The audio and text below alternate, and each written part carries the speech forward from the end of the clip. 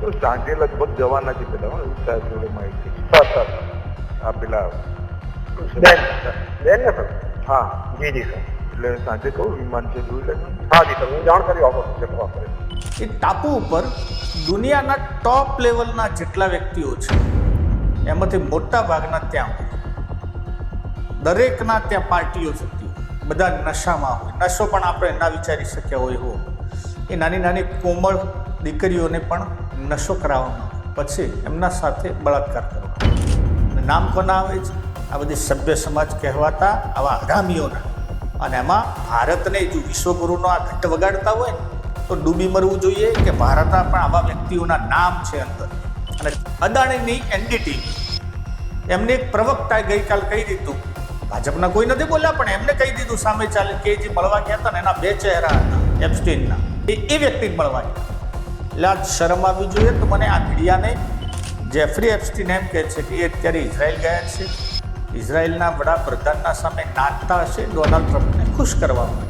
ગુજરાતમાં પણ આપણે વાત કરતા હોઈએ ને તો 2009ના ગાળામાં એક છોકરી હતી માનસી સોની, અને એનું જાસૂસી કાંડ આવ્યું અને એનું નામ હતું સ્નૂપગેટ 5. હવે છોકરીને અને એક આપણા જેને કહેવાય કે પીઠાધિપતિ ધૂપપુ એટલે કે ધર્મ ધુરંધર પરમ પૂજ્ય એવા જેને કહેવાય મહામાનવ, ભારત ભ્રમણ કરનાર નહીં પણ વિશ્વ ભ્રમણ કરનારા પુરુષ એટલે નરેન્દ્ર મોદી સાહેબ.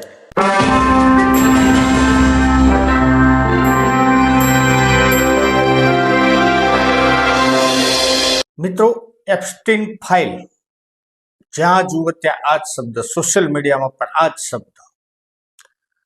શું છે એપ્સ્ટીન ફાઇલ? આપણે પહેલા ચર્ચા તો કરી દીધેલી છે, પરંતુ નવા નવા તથ્યો, નવા નવા ખુલાસાઓ થયા છે. પોતાની હવસ, પોતાની ભૂખ સંતોષવા માટે માનવ જે માંસ છે એ પણ ખાનારા આ બધા એપ્સ્ટીનમાં જે કાંડ થતા હતા એનો ખુલાસો કરશું. અને એ પણ ખુલાસો કરશું સાથે સાથે કે ગુજરાતમાં એપ્સ્ટીન ફાઇલ એટલે કઈ, ગુજરાતમાં પણ એક એપ્સ્ટીન ફાઇલ જેવી ઘટના બની હતી અને એની પણ આજે ચર્ચા કરીએ. નમસ્કાર, હું છું રમેશ ચૌધરીને આપ નિહાળી રહ્યા છો ષડયંત્ર. મિત્રો, પહેલી વાત, એપ્સ્ટીન ભૂત એટલું જોશથી ધૂણે છે કે કંઈક કેટલાય નેતાઓના રાજીનામા લઈ લીધા છે. વિદેશોમાં ઇંગ્લેન્ડના 3 વ્યક્તિઓના રાજીનામાથી લઈ સ્વિટ્ઝરલેન્ડ, ફ્રાન્સ, ઘણા બધા વ્યક્તિઓના રાજીનામામાં પડ્યા છે. બ્રિટનનો પ્રિન્સ ચાર્લ્સ એ પણ શંકાના દાયરામાં, એના પણ ફોટા આવેલા છે.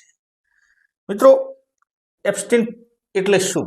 જેફરી એપ્સ્ટીન, જે આપણે પહેલી પણ ચર્ચા કરી હતી, નામનો વ્યક્તિ એક ટાપુ ખરીદે છે અને ટાપુના અંદર 4-5 છોકરીઓ, એને જે એની મિત્રો હતી એના જોડે આજુબાજુની જે ટાપુથી બહારની જે સ્કૂલો હોય, ગર્લ્સ સ્કૂલો, ત્યાં મૂકે છે. એ બહાર ઉભી રહી અને ધીમે ધીમે નાની દીકરીઓને એટલે કે 12 થી 15-16 વર્ષની છોકરીઓને પૈસા કમાવાની લાલચ આપે અને કહેવામાં આવે કે તારે આટલું જ ખાલી કામ કરવાનું છે, ક્યાંક મસાજ કરવાની છે, ક્યાંક હેડ મસાજ કરવાની છે. બાને ધીમે ધીમે ત્યાં બધી છોકરીઓ, નાની નાની છોકરીઓને લઈને આવે છે અને આખું કાંડ સ્ટાર્ટ થાય છે.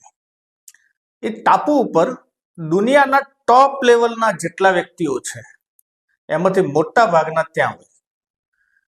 દરેકના ત્યાં પાર્ટીઓ થતી હોય, બધા નશામાં હોય. નશો પણ આપણે ના વિચારી શક્યા હોય એવો. એ નાની નાની કોમળ દીકરીઓને પણ નશો કરાવવામાં આવે, પછી એમના સાથે બળાત્કાર કરવામાં આવે. જે દીકરીને એમ લાગે કે ભાઈ આ દીકરી બોલી જશે એને ત્યાં મારી નાખવામાં આવે. એસિડ લાવી અને ઘણી વખત એમના હાડકા ત્યાં ગેળવી નાખવાનો પણ પ્રયત્ન કરેલો છે. વિચારો મિત્રો, અને આ બધું કોણ કરે છે? આ સભ્ય સમાજ કહેવાતા આજ કરોડપતિ નબીરાઓ. એમાં ડોનાલ્ડ ટ્રમ્પનું નામ પણ છે ને એલન મસ્કનું નામ પણ છે. પૂર્વ અમેરિકી રાષ્ટ્રપતિ જો બાઇડન પણ છે, એનાથી પૂર્વ બિલ ક્લિન્ટન પણ છે, બિલ ગેટ્સનું પણ નામ આવેલું છે. આ બધા કરોડપતિઓ. અને ભારતના પણ નામ છે. ભારતનું નામમાં સીધી રીતે એક નામ છે હરદીપ પુરી, જે આપણા પેટ્રોલિયમ મંત્રી છે. અને એમને સ્વીકાર્યું છે કે હું 2009માં એમને 4 વખત જ મળ્યો છું, વધારે મળ્યો નથી. એ જ્યારે નામ આવ્યું ત્યાં સુધી એપ્સ્ટેઇનનો આખી ચર્ચા દુનિયામાં થઈ ચૂકી હતી, બધાને ખબર હતી. તો આમને મળવા કેમ જવું પડે, કારણ અલગ અલગ છે. કોંગ્રેસ તો એમ કહે છે કે ખાલી નામ હરદીપ પુરીનું છે, ભાજપના ઘણા બધા મોટા વ્યક્તિઓના નામ છે. ભાઈ આપણા વડાપ્રધાન નરેન્દ્ર મોદીનું પણ નામ ઉછળેલું છે, પણ એ એંગલ બીજો છે. એપ્સ્ટીન, જેફરી એપ્સ્ટીન એક વખત કોઈકની વ્યક્તિને ઈમેલ કરે છે, ઈમેલમાં એમ કહે છે, પેલો પૂછે છે કે નરેન્દ્ર મોદી ક્યાં છે. જેફરી એપ્સ્ટીન એમ કહે છે કે એ અત્યારે ઇઝરાયલ ગયા છે, ઇઝરાયલના વડાપ્રધાનના સામે નાચતા હશે ડોનાલ્ડ ટ્રમ્પને ખુશ કરવા માટે. હા, એના શબ્દો છે, સાચું ખોટું ભગવાન જાણે. હવે મિત્રો, આ ટાપુ ઉપર નાના બાળકોની બલિ આપવામાં આવે છે. નાના નાના કુંબળી વયના જે બાળકો છે એમની બલિ આપી અને એમનું માંસ ખાવામાં આવે છે. વિચારજો મિત્રો, આ જેને આ સભ્ય સમાજની વાતો થઈ રહી છે, અને આપણે પણ જો એમ માનતા હોય કે આવું ના થાય અથવા આવું શક્ય નથી, તો મિત્રો આ પણ ના થવું હોય. દુનિયામાં ના ધારેલું શક્ય છે. પૈસો જેમ વધુ આવે છે એમ બદીઓ પણ ભેગી ભેગી આવે છે. આપણા ધીરુ કાકાના નાના દીકરા, એમનું પણ નામ આવેલું છે. આ બધા મોજ છો કે આપણા પોતાના કરોડો રૂપિયા લઈને પાર્ટી ઉઠી ગઈ, સરકારે દેવો માફ કર્યા અને બેંકે ઘણી બધી માંડવાળ કરી દીધી. કોના બાપની દિવાળી, એ પણ ત્યાં ઓટો મારી આવ્યા છે. એમનું નામ છે, અંદર જ્ઞાન ગયા અલગ વસ્તુ છે. ઘણા બધા એવા ફોટાઓ છે, ઘણા બધા એવા વિડીયો છે જે આપણે એ મૂકી શકતા નથી. ધન્યવાદ એ અમેરિકાની પ્રજાને આપવો ઘટે કે અમેરિકાની પ્રજાએ વિરોધ કર્યો છે અને એ વિરોધના દ્વારા આ એપ્સ્ટીન ફાઇલ બહાર પડી. ધન્યવાદ અમેરિકાની કોર્ટને. શું આપ માનો છો કે આપણે એવું તો બધું બહાર પડો તેમ? રામ રામ કરો ભાઈ. ગુજરાતમાં પણ આવું બનેલું છે. ગુજરાતમાં પણ આપણે વાત કરતા હોઈએ ને તો 2009ના ગાળામાં એક છોકરી હતી માનસી સોની, અને એનું જાસૂસી કાંડ આવ્યું હતું, અને એનું નામ હતું સ્નૂપગેટ ફાઇલ. તમે પહેલા સર્ચ કરજો યુટ્યુબમાં, અને આજે પણ એ વિડીયો પડ્યો છે, અને હું મારામાં પણ અત્યારે વિડીયો ચલાવી લઉં છું. આપ પહેલા એ સાંભળી લો. તો સાંજે લગભગ જવાના છે પેલા, એવું સાહેબ જોડે માહિતી છે. સર આ પેલા બેન ને સર. હા, જી જી સર. એટલે સાંજે કયું વિમાન છે જોઈ લેજો ને. હા જી સર, હું જાણકારી આપું છું તપાસ કરી. ગોયર વાળું. જી સર. પેલા ભાઈ ભાવનગર પહોંચી ગયા? હા પહોંચી ગયા સર, લોકેશન મેં લઈ લીધું, રાત્રે જ પહોંચી ગયા હતા. હવે જો આ છોકરી મુંબઈ જવાની હોય ને સર, તો પેલો મુંબઈ ના જાય. હો, રાઈટ સર. હું શું કહું સમજાય તમે? હા સમજી ગયો. જરા જોવડાવજો ને. જી. અને સાંજના વિમાન જરા જોવડાવી લો. જી. સિંગલ અમે જ છું. સર નમસ્તે. પેલા ધ્યાન બરોબર રાખજો. હો સિંગલ. સર હવે તો પાર્કિંગમાં આપણો એક માણસ બેસાડી દો, હોટલના પાર્કિંગમાં એક માણસ બેસાડી દો છે, બહાર એક માણસ છે, અને એક માણસ ત્યાં આગળ પણ ઉભો રાખી દીધેલો છે. એ રીતે આમ અંદર જ છે? હજુ સુધી બહાર નથી, અંદર જ છે લગભગ. જી. અને આજે ક્યાંક જમવા જવાના છે હોટેલમાં? રાઈટ. સાહેબ પર એવો ફોન હતો. જી. તો તમે જોજો કોકની જોડે જવાના છે સર. એટલે એને જોવા, છોકરો જોવા આવવાનો છે. જી સર. સરખું ધ્યાન દે બધું. બિલકુલ. તો શું સાહેબ ને માહિતી તો મળે જ છે, પછી આપણું બધું છિદ્રો દેખાય. જી સર. તો તમે જરા નીચે. હું હમણાં જઉં છું સર, હું પણ આટો મારી લઉં છું. એકવાર જોઈ લો ને તમે. હું જઈને જઉં છું, નજીક જ છું સર, પહોંચું છું, 10 મિનિટમાં પહોંચી જઉં છું. આ આપણે નથી કહેતા, આ વિડીયો કહે છે.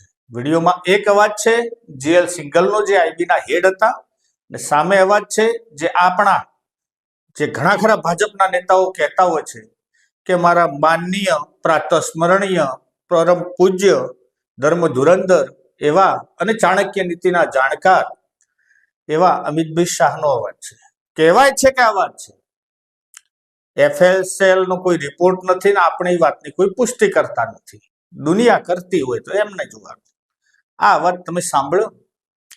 ભાઈ છોકરીને અને એક આપણા જેને કહેવાય કે પીઠાધિપતિ ધૂપપુ એટલે કે ધર્મ ધુરંધર પરમ પૂજ્ય એવા જેને કહેવાય મહામાનવ, ભારત ભ્રમણ કરનાર નહીં પણ વિશ્વ ભ્રમણ કરનારા પુરુષ એટલે નરેન્દ્ર મોદી સાહેબને કંઈક સંબંધો હતા. શું હતા ભગવાન જાણે. હું નથી કહેતો. સ્વામી સુબ્રમણ્યમ એટલે કે સુબ્રમણ્યમ સ્વામી એ કહે છે मोदी जी उन्होंने जो व्यवहार किया, एक तो भाग अमेरिका में छिप गई है।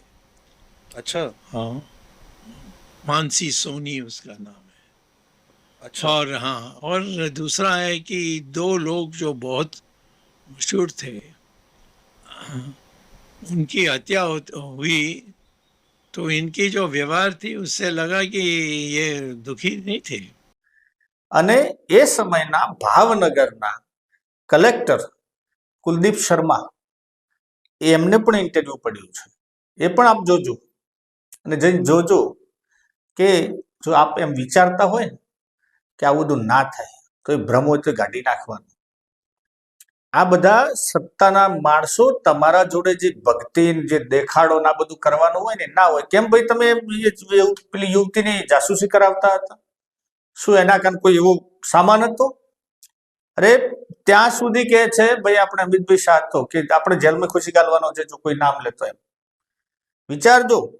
અને એક એક એની મિનિટની જાસૂસી થતી હતી. સ્નૂપગેટ કાંડમાં આખી ફાઇલમાં એનો ખુલાસો થયો હતો તો કોબરા પોસ્ટે કર્યો હતો.